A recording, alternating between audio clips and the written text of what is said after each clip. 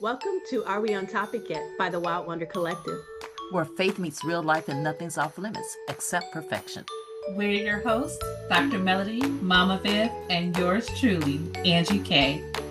We're talking all things ministry, motherhood, marriage, mindset, and the messy moments in between.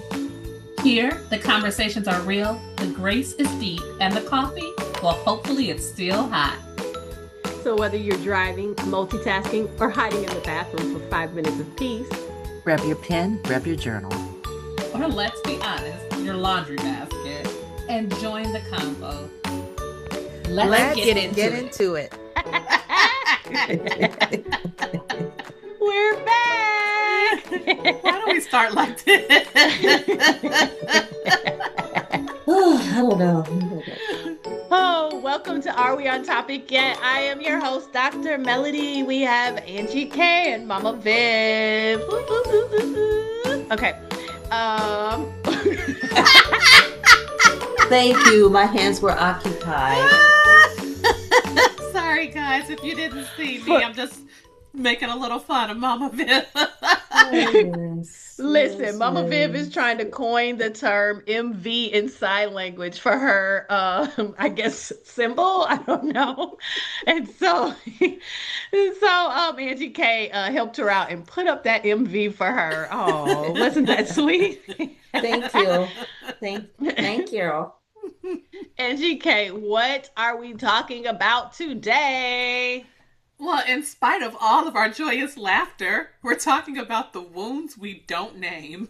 I don't like that topic. Oh, y'all, I'm sorry. We're in season 5. Oh, wow. How did we get here? Right. What? Season 5. Okay. Wait a minute. All right. We're doing the wounds we don't name. Which one? This is what I just asked you before we hit record. Y'all, this is what happens. This is behind the scenes right here. Okay. And this is why we are we on topic yet? All right. Yes. So let's go into what we're talking about today.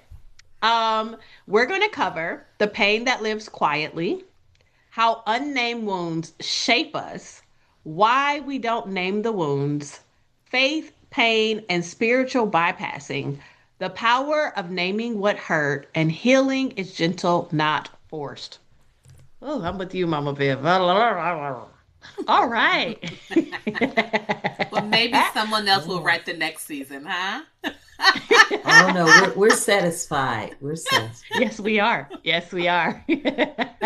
Okay, so let's jump right in here and talk about the pain that lives quietly.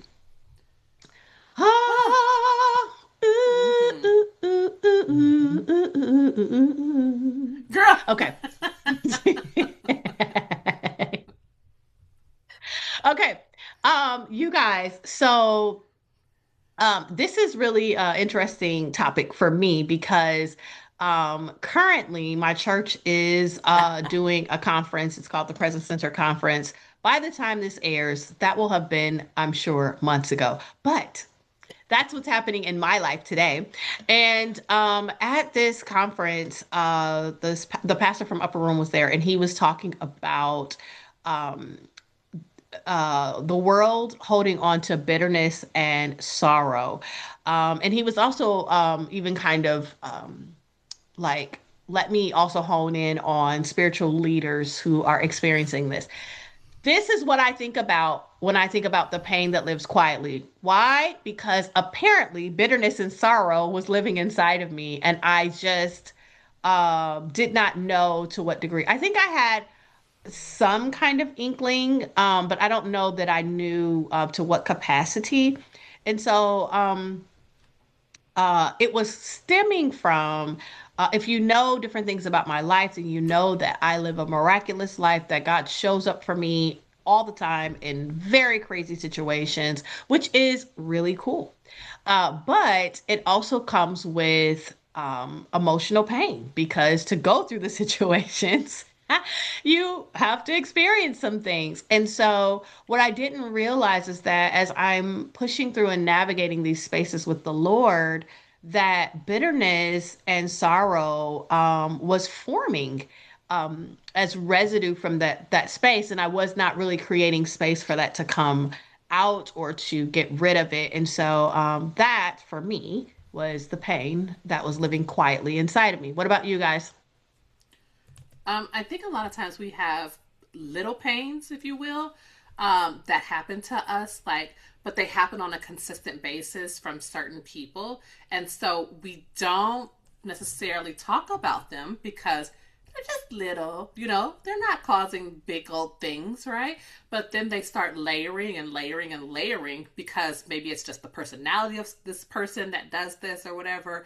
And then they actually become big explosive things because we keep getting bruised in the same place and we never deal with the bruise that's happening below the surface until it becomes this explosion. And I think that a lot of times we don't name the little things. I mean, there are, of course, big things we don't name too, but that's just kind of what came to my mind when I was thinking about this. There's so many little things that we don't name and we don't honor the little things that are happening to us, and it causes huge things.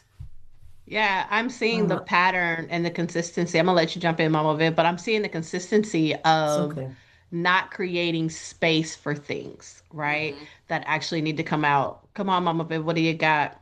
I was just thinking when we were talking about wounds, I always think about somebody wounding you or, some situation you have been through. And then I was just sitting here and it's almost like I felt like Holy Spirit was saying something like, you wound yourself. I was like, oh, Mm. really?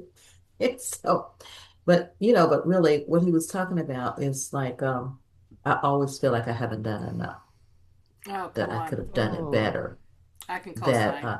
I look back on things that I have done, given conferences or whatever, even conversations with people, and I always criticize myself and say, you could have done that better, you could have given more. And so I'm actually wounding myself by doing that. Mm. yeah. Yeah. This is how I would frame it, because I feel like that is the accuser saying that to Oh, you, yeah, and then definitely. the way that you play a role in it is you come into agreement with it Partner, and say yes. Mm-hmm. yes, and say yes, that is true. I did not do Hmm. that good enough. I Hmm. feel like that happens so often to so many people, including myself. More recently, I am combating that and saying, get away from me, stop bothering me, because I Hmm. realize that it is not my voice, but it is Hmm. the voice of the accuser trying to accuse me of things that aren't true. Hmm. Yeah. hmm And the thing about it is that, yeah, you might not have done all that you could have done, but you don't have to carry the pain of something that you did because Jesus has already forgiven us at the cross. So Right. all we got to do is say, I'm sorry for the part that I played. I'm free and don't have That's to it. carry the wounds from, from the whole Yeah. Yeah. situation. Yeah. Well, how do we think unnamed wounds shape us? Well, I, I'll just jump in there and say, oh, I'm sorry. Everybody was, we all were I thinking, was and I then we was all ready. thought that's at the same okay. time. Right. You go ahead, It's Dr. Melody. okay. Right. I'll jump in and say, what it was doing was causing me to not have capacity for the things that God has called me into. I do a lot of work with helping people to overcome things and to grow in their relationship with God and things like that. And my capacity was becoming less and less the louder these things were coming inside of me. It also starts trying to shape my thought process about things. So I'll give you an example. If you're bitter, like let's say your marriage went through a hard time and you overcame it, but you're bitter about how it was painful to you, or you carry sorrow for that, then although you're in a good space, you might start questioning things, or you might start focusing more on the negative things that are happening. And that's because we're carrying, right? The wounds, and we're not naming them, and if we're not naming them, then we're not acknowledging them, and if we're not acknowledging them, we're not creating space for them. Yeah. I think what happened with me, it turned me into a workaholic, Mm, Mm. uh, because feeling like I wasn't doing all that I could do. I was going to try to make sure that I had done everything that I could do. And so what happens when you become a workaholic is that oftentimes you start working in self because God is not requiring all of that of you. And yeah, so you're that's Hmm. you're good. putting on things on yourself that you didn't even have to have, you know. And so he wanted to teach me how to serve without striving. And so I Yeah. actually went through a sozo for this, guys. And that's Mm-hmm. when you take your emotions, give them to God. He turns around your twisted thoughts and you become a better person. So I did, you know, and he's like, yeah, you know, just do the things, consult me, don't consult yourself. Yeah. Um, I think that not naming wounds shapes us because when we don't name it, we don't allow space for it to heal. And so then we become a walking wound. And of course, there's the saying, hurt people hurt people. So you'll often hurt Mhm. people because you're hurting.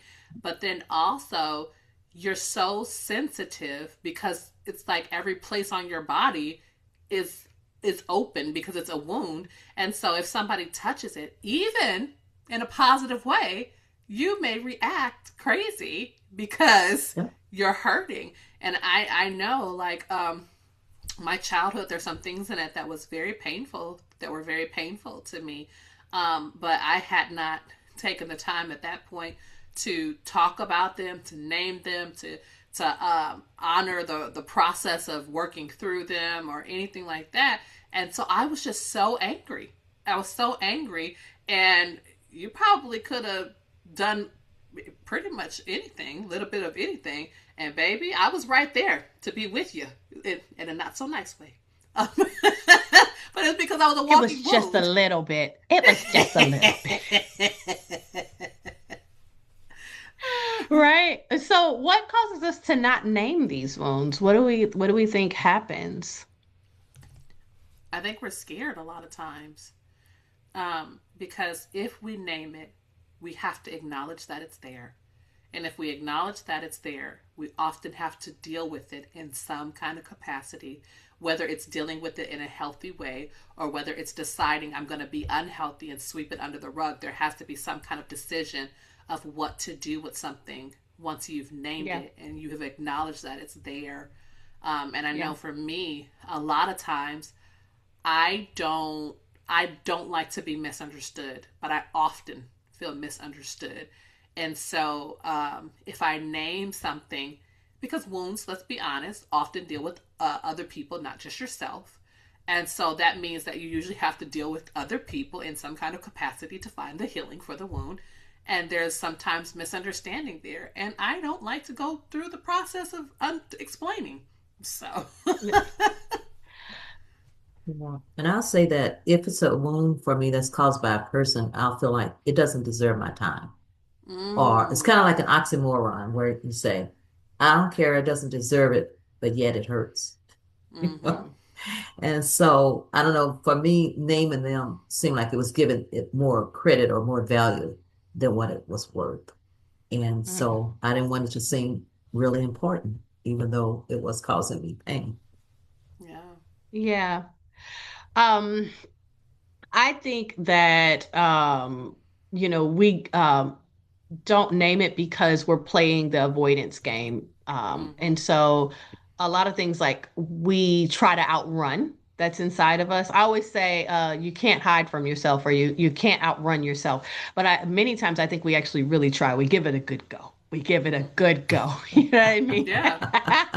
Really, And so we feel like, out of sight, out of mind. I'm going to just, press forward like this never happened or it's not happening. But eventually, yourself catches up to you because you can't outrun yourself. So, we're It's hard. transitioning into, oh, listen, not hard, impossible. Anyway, we're transitioning into faith, pain, and spiritual bypassing. And Angie K, you wrote something that is really interesting on this page. And I'm curious to hear your thoughts on it. You wrote I faith don't can know. become a hiding place. Right. You wrote faith can become a hiding place instead of a healing space. I'd love to hear your thoughts on that. Well, it's because oftentimes we associate faith with being okay, right? Mm, We think that a lot of us, I'm not going to say everybody, but I feel like a lot of us think that if we say we're not okay, we're not standing in faith. And so um, when you say that you're okay and you're not, you're hiding and you're severely limiting, if not eliminating, the space where you can heal because you won't acknowledge that you're not okay because I'm standing in faith, guys. right, right. I love that. And of course I read the things that you put underneath it. I struggle, you know how I am about words and language. So I struggle with calling that faith. And I know that I do people would too. say, no, that's my faith. But for me, I would say, no, that's a pseudo version of faith because that's what you think faith is, but that's not actually what faith looks like or what it is. And I think sometimes we think that God is afraid of our emotions or our things that we think are negative, when in reality, He is just fine. He can handle you saying, "I'm angry with you." He can handle the worst of your emotions. Um, and you two things can be true at the same time. You can believe that God is going to deliver you while you experience the emotional experiences of what you are living, right? Oh, You so sorry. She was looking for that breath, y'all. She was like, I she know. paused for She's waiting, 2.5 seconds. I'm telling you. baby. She was like, Jump one, in. two, you Jump know? in. I know. Right, right. I would let you have it, but I'm gonna just say this last little piece because I No, go think it's ahead. important. I think I've Um, forgotten already. I Go I on. was going to say that the example of that is Jesus in the Garden of Gethsemane. I often go back to this space because it is such an example of you get to feel and God is okay with you feeling. Because Jesus was fully aware of God's power, right? Like if anybody knew what God was capable of, it is Jesus, okay? And even with him knowing that, oh yeah, God can absolutely deliver me and God can do all the things or whatever, he still, was experiencing the anxiety and the overwhelm of the moment of my body is getting ready to get beat down in ways that I don't want it to, right? I'm getting ready to experience some real pain that I just, if I could avoid it, it would be great, right? And so he was experiencing that difficulty and he was very honest about it and God dealt with it and handled it and also encouraged Jesus until he got to a place where, he was like, okay, your will, God, let's do it. And so two things can be true at the same time. Go ahead, Mama Viv. Well, actually, that would have been perfect right after what was going to say. Of course it would Right have. No, after. no, really, it really would have because I was going to say, Just I say think it about again. people. I, oh, I love Dr. Melody. She's just so full of it. So, so I was going to say that it reminds me of people when I say something about praying or something like that, and they say, "Oh, I don't have to pray because I have faith."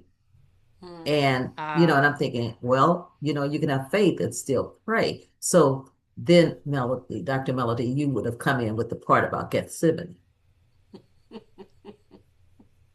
That Jesus I'm had faith struggling. and he still prayed.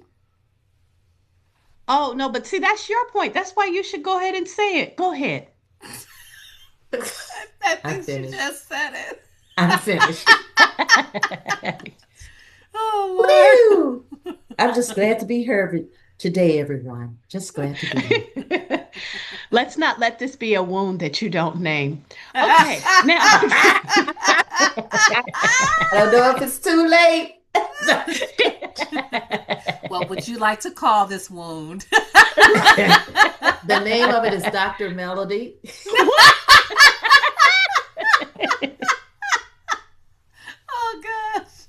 But I've been set free. I received my freedom.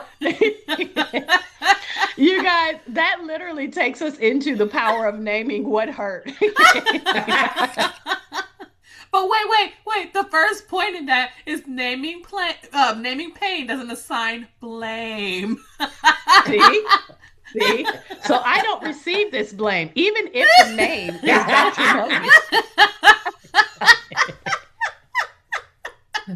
Well, do you, boo? Oh, I love it. I love it. Oh, I do too. I Oh, love Dr. Melody, guys. oh yeah, yeah.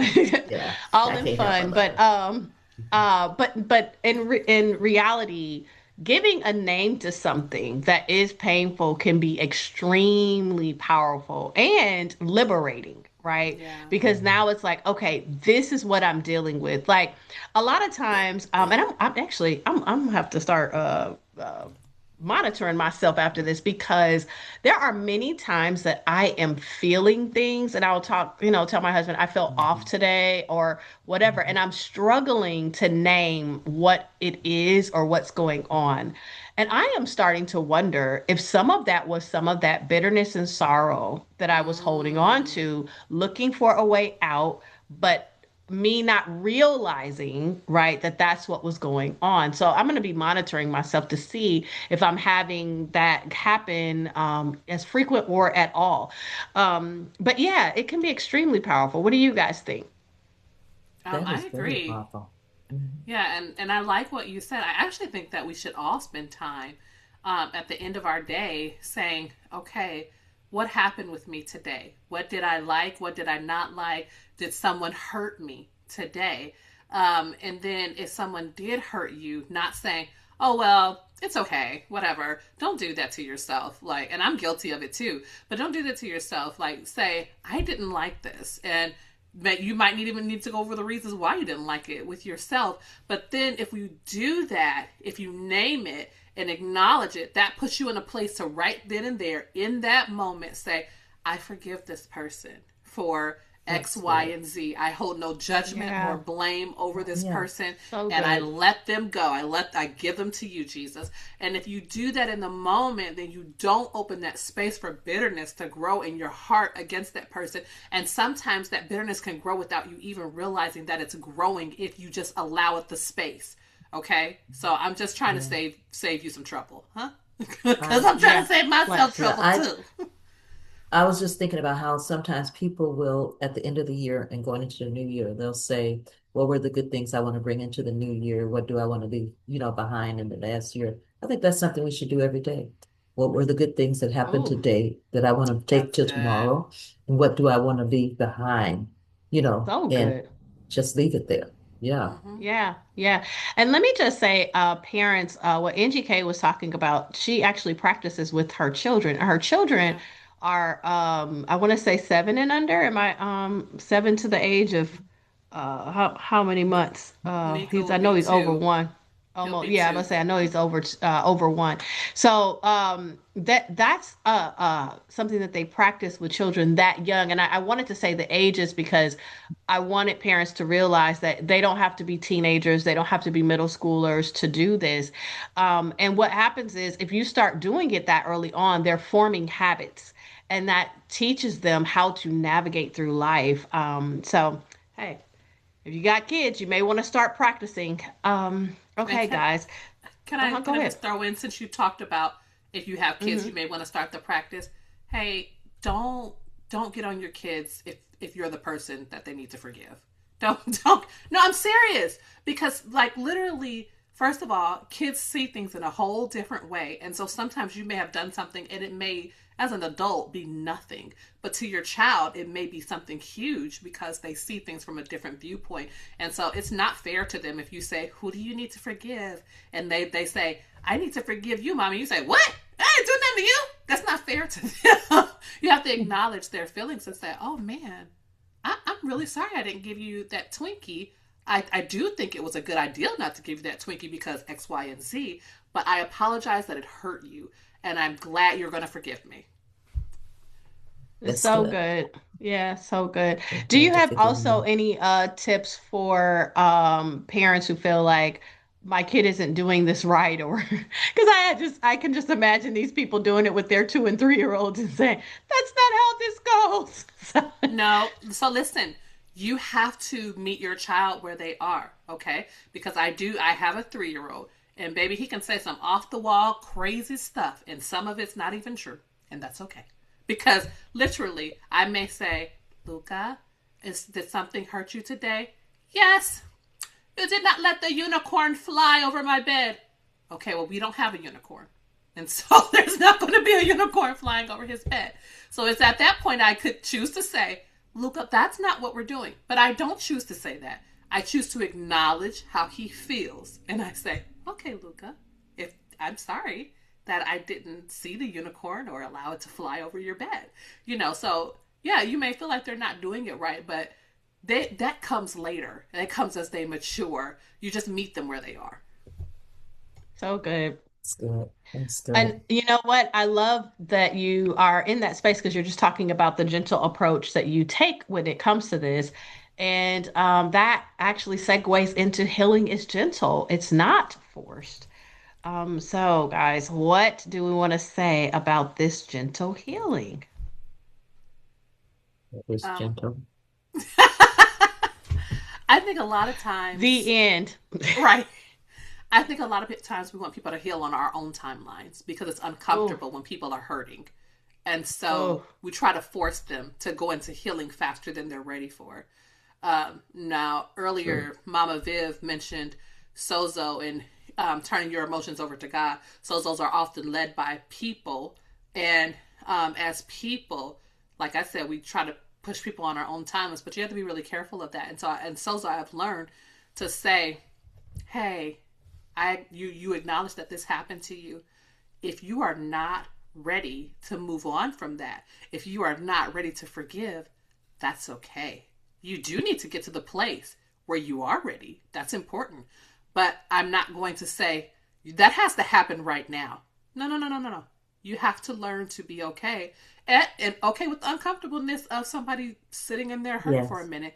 Because if they're not ready to move on, they're not actually going to move on even if they say they're moving on.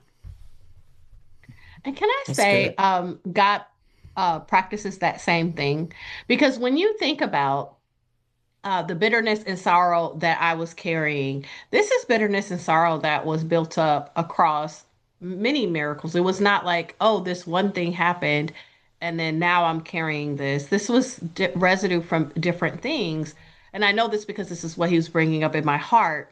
Now, at any time, God could have said, Melody, you're carrying bitterness and sorrow. Let's deal with this. But he didn't.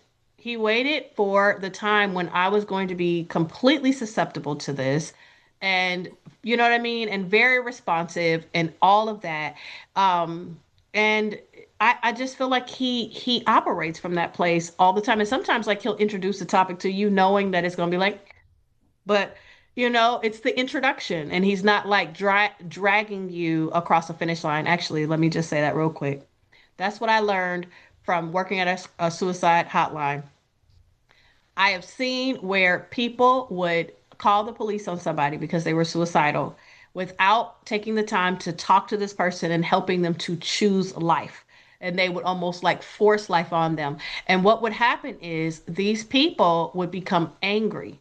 And they were not grateful for being saved. They were angry for being Oh saved yeah. because their choice was taken away from them. And generally, it would leave a very bad taste in their mouth about mental health and all that kind of stuff. And that is what it taught me, that if you drag a person across a finish line, then once you take your hands off of them, they're going to run right back to where they came from because they Yeah. never wanted to cross the line in the first place. You want people to willingly say, I will cross that line because I want to cross it. And that generally leads to lasting change. That's good. That's so good. Okay. Well, we're at my favorite time. It's time to encourage our listeners. So, guys, what do we want to say to our listeners about these hidden wounds? Um, I want to say that when you hide things, they often control you in some kind of form. But when you allow things to be out in the open, that doesn't necessarily mean to everybody. Everybody doesn't have to know your wound, but you need to at least acknowledge your wound. That's where freedom comes. And I'm going to I'll say say, that the sooner you face it, the sooner your anxiety and overwhelm goes away. I know it feels anxious having to face it many times, which is why we don't want to. But if you just hang in that moment and say, okay, I know this is not forever, you will get to the other side of it, which is peace. So, yes, meet yourself where you are, but trust me when I say the sooner, the better. and I'm going to say, what you may have survived, you think you survived in silence, it's not going to always stay buried. It's just not. It's going Mm, to come to the surface. And truth is about breaking the shame off your life. That's all. Let's break the shame. As long as you have it, you have some kind of shame inside of you. But just let the Lord do it. In the Bible, in John, I'm trying to think of the chapter, eighth chapter, I think it said, it is the truth that will set you free. And when you Amen. embrace that truth to be set free, you then are safe to heal. that's good. See, yours was supposed to be last. I love it. Okay, guys. So you don't have to name everything today, but you are allowed to name something. So ask yourself, what wound have I learned to carry quietly? And what kindness might I offer it now? Okay, guys, we want to hear from you. What stood out to you today? What is it that you're saying? Hey, I am making a declaration in the sand. This is coming to an end. So, Angie K, what's up next? Okay, so next we're gonna just take like a little small detour, okay? And we're gonna do like a little fun, spicy, unfiltered episode about our personal opinions called Can I Be Honest? Oh no. It ought to be fun. Oh, oh boy. Interesting. Okay, well, My, on my. that note, Hope you're ready. My. we'll see you later, friends. See you next Thanks week. for being Maybe. here. Thank you. Thank Bye, you. guys. We will not have subs for next week, by the way. That's another episode of Are We on Topic Yet from the Wild Wonder Collective. If today made you laugh or feel a little more seen, Go ahead and hit subscribe, share it with a friend, and leave us a review.